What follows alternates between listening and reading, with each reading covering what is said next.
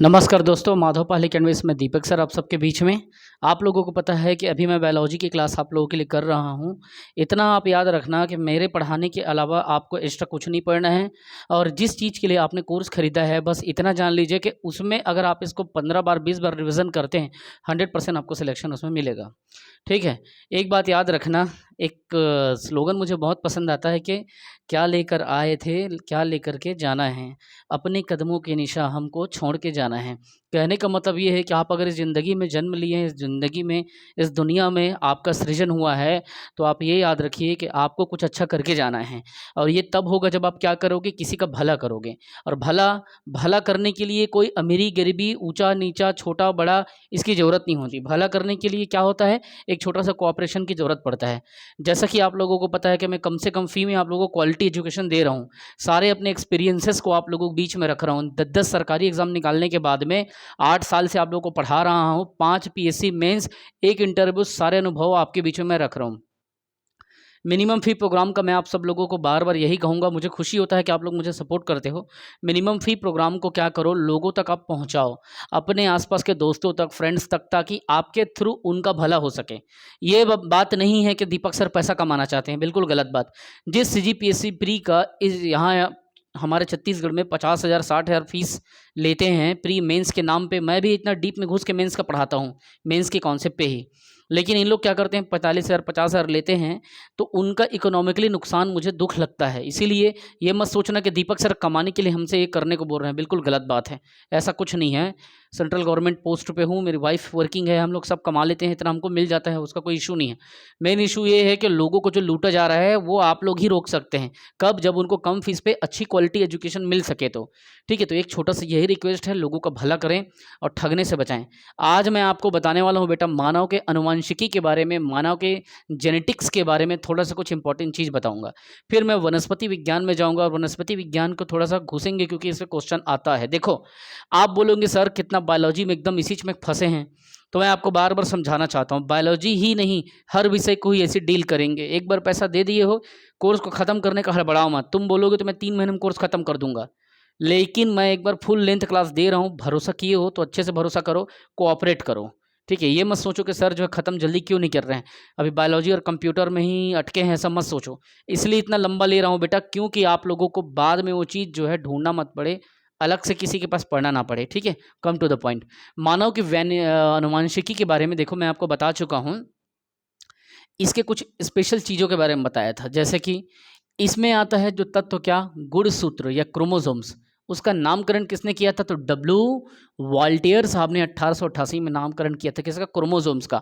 इसी क्रोमोसोम्स के द्वारा जब माता पिता के बीच में संकरण होता है, तो माता का जो गुण है और पिता का गुण है, इस क्रोमोसोम्स के मदद से ही एम्ब्रॉय के रूप में निर्माण होता है, और धीरे से बेबी का कहना चाहिए कि हमारे बीच में सृजन होता है।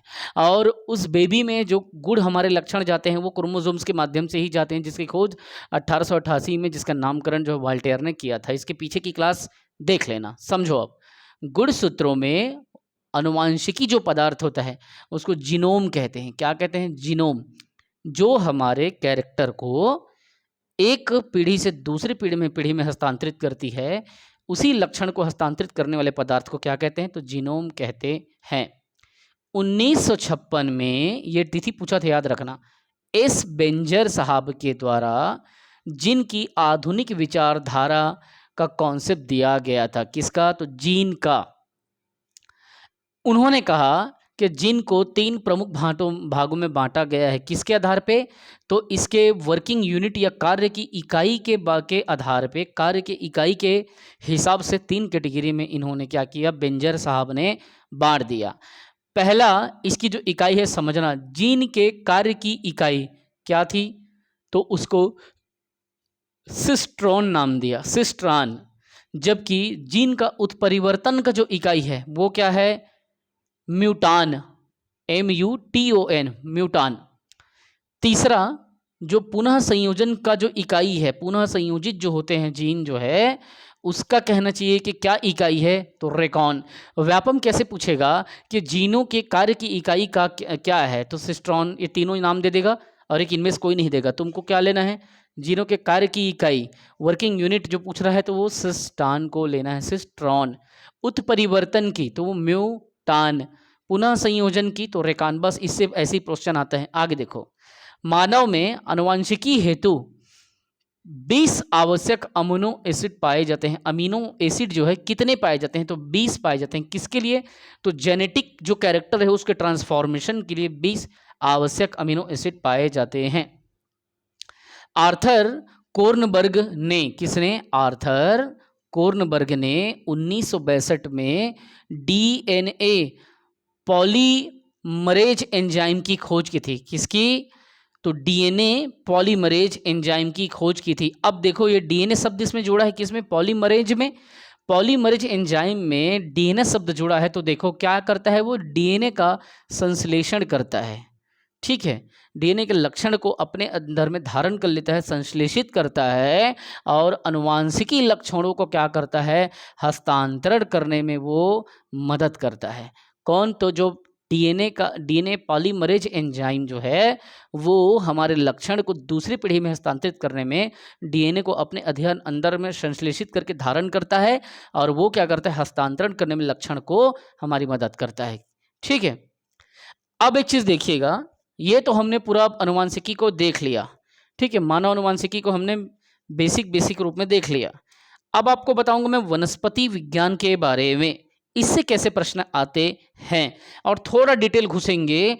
ये मत सोचिए सर इतना डिटेल क्यों घुस रहे हैं, एक बार पढ़ो बेटा, बार बार तुमको क्लास मिलेगा कि नहीं, भगवान ना करे मैं जिंदा हूं कि नहीं हूं, भगवान ना करे कोचिंग चल रहा है कि नहीं चल रहा है।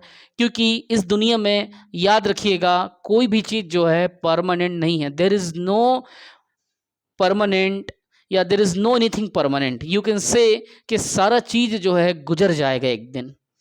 तो मैं चाहता हूं जब तक ये क्लास है, जब तक माधव पाल एकेडमी का संचालन हो रहा है, आप क्या करो, इस अवसर को आत्मसात करो और अध्ययनित करो और आत्मा अर्पित करो। ठीक है, तो इस अवसर को चूकने से बचो, इस अवसर के चूकने से बचना है। तो डिटेल घुस रहे हैं, कल को किसने देखा है ना, क्या लेके आए थे क्या लेके जाएंगे, अपने कदमों के निशान हम छोड़ जाएंगे। इधर देखो, वनस्पति विज्ञान के बारे में मैं कुछ बताऊंगा जिससे क्वेश्चन आता है कि वनस्पति विज्ञान किसे कहते हैं। समझना बात को, विभिन्न प्रकार के पेड़ पौधों व उनके क्रियाकलापों या उनके वर्किंग फंक्शन के अध्ययन को वनस्पति विज्ञान कहते हैं। अब इससे क्वेश्चन कैसे पूछेगा, वनस्पति विज्ञान का जनक कौन है? इसका जो जनक है बेटा वो है थियोफ्रेस्टस जो है ये इनके जनक है। इन्होंने ही इस चीज का खोज किया था वनस्पति विज्ञान का। किसने? थियोफ्रेस्टस ने। अब जो इसके अंतर्गत वनस्पति मतलब पौधा मतलब पादप, तो वनस्पति का जो वर्गीकरण है या पादपों का वर्गीकरण है इसके बारे में मैं बता रहा हूं। एकलर साहब ने 1883 ईस्वी में वनस्पति जगत का वर्गीकरण किया था। किसने? एकलर साहब ने 1883 में वनस्पति जगत का या पादप के जगत का वर्गीकरण किया। अब इन्होंने बताया कि भाई पौधा जो है या वनस्पति दो प्रकार का होता है। एक प्रकार को क्या बोलते हैं? अपुष्पोदभिक, अर्थात जिसमें फूल नहीं निकलता, जिसमें बिना फूल का पौधा होता है, नाम से ही समझ आ रहा है अपुष्पोदभिक। दूसरा को कहा बेटा पुष्पोदभिक। ठीक है, इसमें फूल देखने को मिलता है। तो इन्होंने बताया वर्गीकरण करते हुए, जब इन्होंने दो भाग में बांटा, एकलर साहब ने, दो प्रकार का सिस्टम इसमें देखने को मिलता है, एक तो बिना फूल वाला और एक है फूल वाला। अब चलो थोड़ा अंदर घुसते हैं, थोड़ा मजा आएगा, थोड़ा सीखो बेटा। कल किसने देखा, कल हूं ना रहूं, आज पढ़ लो। ठीक है, कोशिश करूंगा कि तुमको समझा सकूं। अब देखो, जिसको मुझे समझने में काफी समय लगा उसको मैं सरल तरीके से कैसे समझाने की कोशिश करता हूं। देखिए, इन्होंने कहा कि पहला जो अपुष्पोदभिक जो होता है, ठीक है, इसको क्रिप्टोजेम कह सकते हो। तो इंग्लिश तो मेरा कमजोर है, अब ये वैज्ञानिक नाम रहता है, अपुष्पोदभिक मेरे को याद हो गया, लेकिन क्रिप्टोजेम मेरे को क्या है, थोड़ा ये इसका वैज्ञानिक टर्मिनोलॉजी थोड़ा मुझे समझ नहीं आता जल्दी से। तो मैं तो ठहर देहाती आदमी है ना, जो भी हिंदी आ जाता है उसी से काम चला लेते हैं। अब इसमें देखिए इसका क्या क्वालिटी होता है। अगर तुमसे बोला जाए कि कि जो क्रिप्टोजेम जो होता है, अपुष्पोदभिक जो कैटेगरी होती है पादप का, इसमें क्या होता है, इसमें पुष्प व बीज नहीं होता, याद रखना। इसमें क्या नहीं होता, एक तो पुष्प नहीं होता, एक बीज नहीं होता, ठीक है। दूसरा, इसका कुछ एग्जाम्पल दिया है, जैसे एग्जाम्पल में थैलोफाइटा, दूसरा शैवाल, तीसरा कवक। ये सबसे क्वेश्चन आता है, भूलना मत, शैवाल का क्वेश्चन आता है, कवक का क्वेश्चन आता है ना। कवक क्या है, मशरूम का उदाहरण दे देगा, मशरूम में कवक है, ऐसी पूछता है, बता दे रहा हूँ, तो इसीलिए सीरियस लो भाई। थैलोफाइटा, शैवाल, कवक, लाइकेन, जीवाणु या ब्रायोफाइटा या टेरिडोफाइटा, ये सब इसके एग्जाम्पल हैं, किसके, अपुष्पोदभिक के, ठीक है। अब मैं आपको बताऊंगा पुष्पोदभिक, ठीक है। पुष्पोदभिक होता है वही इंग्लिश मेरा कमजोर, मैं तो देहाती आदमी, सरकारी स्कूल से पढ़ने वाला, है ना। But I will try to teach you a better than better, है ना। I will try to do it in the best of my level. देहाती आदमी, थोड़ा बहुत इंग्लिश बोल लेता हूं। अब आगे देखिए, पुष्पोदभिक जो होता है ना बेटा, इसको फाइनोजेमस कहते हैं। और पुष्पोदभिक जो होता है, इसके बारे में समझो, ये फूल वाला पौधा होता है, मतलब इसमें फूल देखने को मिलता है। ये पूर्ण विकसित होते हैं, पूरी तरीके से विकसित रूप से आपको देखने को मिलेगा।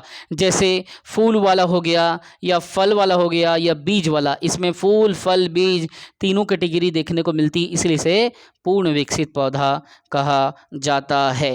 अब पुष्पोदभिक भी दो प्रकार के होते हैं, एक नग्नजीवी, नग्न बीजी, एक आवृत बीजी। अब इसके बारे में मैं आपको बाद में बताऊंगा, पहले अपन क्या करेंगे, पुष्पोदभिक को उठाएंगे। पुष्पोदभिक में जब आप जाओगे तो वही जो एग्जांपल बताया, थैलोफाइटा, शैवाल, कवक, है ना, लाइकेन, जीवाणु, ब्रायोफाइटा, टेरिडोफाइटा, ये सब इसके एग्जाम्पल को अब यहाँ पे एक एक करके डील करेंगे। कर लो यार, थोड़ा डिटेल पढ़ लो, पीछे मत रहो। देखो थैलोफाइटा क्या होता है, समझना इस चीज को।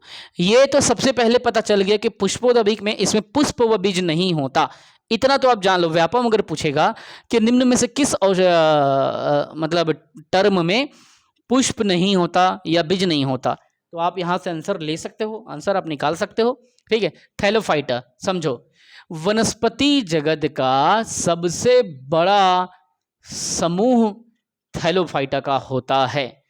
प्रश्न को ध्यान से समझो, वनस्पति जगत का सबसे बड़ा समूह किसका होता है, थैलोफाइटा का। अब इसमें एक टर्म आता है कि थैलोफाइटा का जो शरीर होता है वो देखने में सुकाए प्रकार का होता है, जिसे इंग्लिश में थैलस कहते हैं। अब आप कहोगे सर सुकाए क्या चीज है, किस टर्म को हम सुकाए कहें। सुकाए आप कहोगे जिसमें जड़, तना, पत्ती में विभक्त नहीं होता, जो सिर्फ देखने में एक होता है, मतलब अलग से जड़ रहेगा, अलग से तना रहेगा, अलग से पत्तियां होगा, ठीक है, तो वो क्या होगा, वो नॉन सुकाय है या असुकाय है। लेकिन ये जो पौधा है जिसमें अलग से जड़, अलग से तना, अलग से पत्ती नहीं है, उन भागों में नहीं बटा है अलग अलग, तो यो क्या होगा, वो सुकाय कहा जाएगा, अर्थात थैलस कैटेगरी में उसको रखा जाएगा। इसमें संवहन उत्तक नहीं होते, याद रखना, थैलोफाइटा में संवहन उत्तक का क्या होता है, अभाव होता है। अब दूसरा देखिए शैवाल, शैवालों के अध्ययन को फाइकोलॉजी कहा जाता है। एक वेब क्वेश्चन व्यापम ने पूछा था कि जीव विज्ञान में शैवालों के अध्ययन को क्या कहा जाता है, सन 2014 का क्वेश्चन था। 2014 के इस क्वेश्चन को मैंने गलत कर दिया था, क्योंकि मैं उस समय इतना अच्छे से डील नहीं कर पाया था, तो आपको गलत नहीं करना है, ठीक है, आपको भी एग्जाम निकालने हैं। तो शैवालों के अध्ययन को क्या कहा जाता है, फाइकोलॉजी कहा जाता है। ये भी देखने में सुकाय प्रकार का दिखते हैं, ये भी सुकाय दृश्य होते हैं। और इसमें भी क्या होता है, संवहन उत्तक नहीं होते, अर्थात उनके ट्रांसफॉर्मेशन के लिए इसमें टिश्यूज नहीं पाए जाते, इसमें उत्तक नहीं पाए जाते, ठीक है। और इसमें क्या होता है, एक टर्म आता है क्लोरेला शैवाल, नाम है, शैवाल के प्रकार है। इस शैवाल का क्या का नाम इसलिए इम्पोर्टेंट है क्योंकि इसको हम क्या करते हैं, जब क्लोरेला शैवाल को, मान लो आप सफ़र कर रहे हो अंतरिक्ष में और आपको लग रहा है कि इसको लेके इसकी बड़ी मात्रा को वहाँ पे ले जाना चाहिए, तो अगर आप क्लोरेला शैवाल को लेके गए हो और उस शैवाल को किसी ऐसे जगह पे रखे हो जहाँ पे अब उनको पता रहता है अंतरिक्ष में जाने वालों को कि कहाँ पे इसको सनलाइट देख थोड़ा बहुत मतलब आसपास से हवा सनलाइट इत्यादि मिल जाए करके, तो उसको एक सिस्टमेटिक जगह पे उन लोग क्या करते हैं अपने यान में रखते हैं। तो कौन सा ऐसा शैवाल है, क्वेश्चन पूछेगा, जिसको अंतरिक्ष यान में लेके जाया जाता है, जिससे भोजन जल व ऑक्सीजन मिलता है, भोजन जल ऑक्सीजन के लिए प्रयोग करते हैं। उस शैवाल का नाम है क्लोरेला शैवाल। क्लोरेला शैवाल को अंतरिक्ष यान में लेके जाया जाता है बेटा, और उससे भोजन जल तथा ऑक्सीजन प्राप्त किया जाता है। ये क्वेश्चन पूछा था किसमें, तो नाप तौल में पूछा था, नाप तौल के लिए जो पोस्ट निकला था उसमें। अगला बताता हूँ कवक। कवक के अध्ययन को माइकोलॉजी कहा जाता है। और बताया ना मैं देहाती आदमी, मेरा अंग्रेजी उतना मजबूत नहीं, तो माइकोलॉजी को हिंदी में क्या बोलेंगे, कवक विज्ञान बोलते हैं। ये पर्णहरित नहीं होते, अर्थात कहना चाहिए कि इसमें पर्णहरित अर्थात जो कहना चाहिए कि एक प्रकार का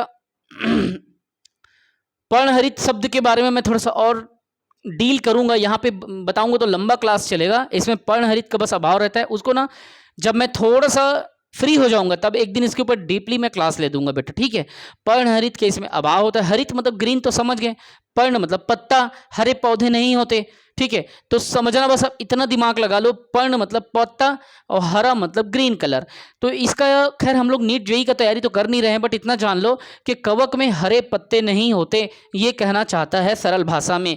मैं केवल सरल भाषा बता दिया, इसके फॉर्मूले भी होते हैं और इसके कहना चाहिए कि सूत्र के आधार पर कुछ कहना चाहिए कि इसकी कैटेगरी होती है पर्णहरित की, बट वो उसमें उतना घुसना जरूरत नहीं, इसलिए मैं यहाँ पे नहीं बताया। जो इंटरेस्टेड है मैं उनको बता दूंगा।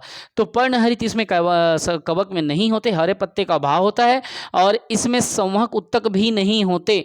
लेकिन एक बात याद रखना, एक क्वेश्चन इससे पूछता है कवक से कि मशरूम क्या है। 4 विकल्प देंगे, कवक देंगे, फिर उसके बाद नीचे पौधा लिखेंगे, फिर नीचे कुछ और लिख देंगे, फिर वहां पे फाइटोलॉजल लिख देंगे या थैलोफाइटा लिख देंगे। आपको याद रखना है बेटा, मशरूम एक कवक है। मशरूम क्या है, एक कवक है। इसके अध्ययन को माइकोलॉजी कहा जाता है। इसमें संवहन उत्तक नहीं होते।